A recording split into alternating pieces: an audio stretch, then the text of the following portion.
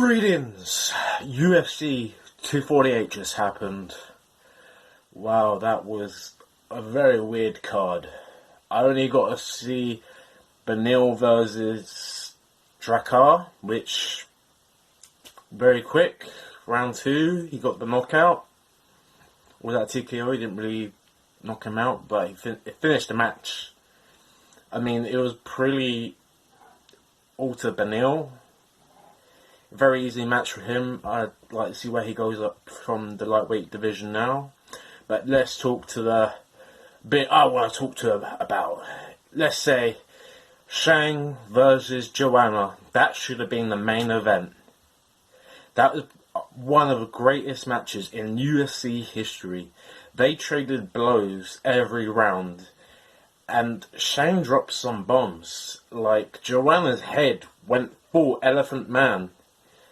But at the same time, Jonna, she outstriked Zhang. Even in the third, fourth round, Zhang looked a bit tired, which I thought that would go a bit more to Joanna's favour. I was hoping Jonna could get the finish, but she can take some bombs to the head, can't she? Fucking hell. If that was anyone else, I guarantee you they'd quit.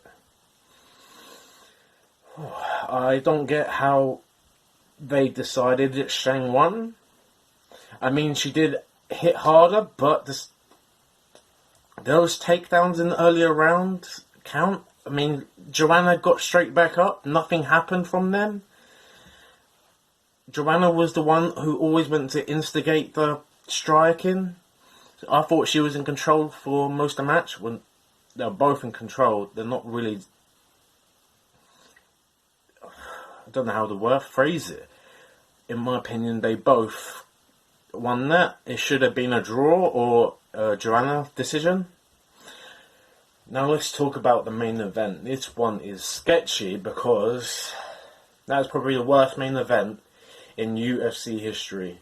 Romero just comes out in round 1, just stands there like that for at least half of round 1. Then he decides to do a counter punch, which Izzy can take a good punch to the face now, and then a good flying kick from Romero. But rounds 2, 3, and 4, and 5, what the hell actually happened? It was just a counter punch based, and this is a championship fight. Does Romero not know if you want to take the championship, you got to outscore the champion or beat the champion, knock him out? He just looked like he came there for the payday. And then in the interviews after the fight, he says, "Oh, he runs so much." Like, you're both counter punchers and you're not doing anything. That is the worst main event I've ever seen in my life. Why is Romero even in the championship fight? He's had like a 3-fight loss streak. What part of that says, oh, he's a contender? I mean, this isn't Romero from 10 years ago. It's Romero now who has no gas tank, only strikes like a few times, and if he has an opponent who doesn't have the chin, he knocks them out. But he's just proven his last 3 fights he hasn't done enough. So I don't see what's the point of keeping him in UFC anymore if he's going to behave like that. But Izzy, fair play. You played the guy at his own game. You know what he was going to do. Well, he didn't know what he was going to do. He was just looking at him like, what the fuck? He was just, what the hell is this, man? I mean, Romero, whatever he does, like, he does good counter punch, and then he'll do something stupid like a flying kick, which looks good, but doesn't do anything, doesn't hurt Izzy. I mean, Izzy just hit Romero's leg. That was the most damage all match.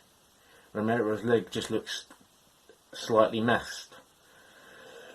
Well, anyway, at least we got Khabib versus Tony Ferguson to look towards. From the pre-fight, the interviews for the match, it looks like it's going to be a good one. Khabib's like, I'm going to destroy. And then at the same time you have Tony Ferguson just getting in his head. I don't know how Tony Ferguson works. The guy's style is just so weird and different. I think Khabib's going to struggle. It's going to be a bloodbath, hopefully. Let's say this. Going to be very interesting. And I'll be back with news of that when it's out. See you guys in the future.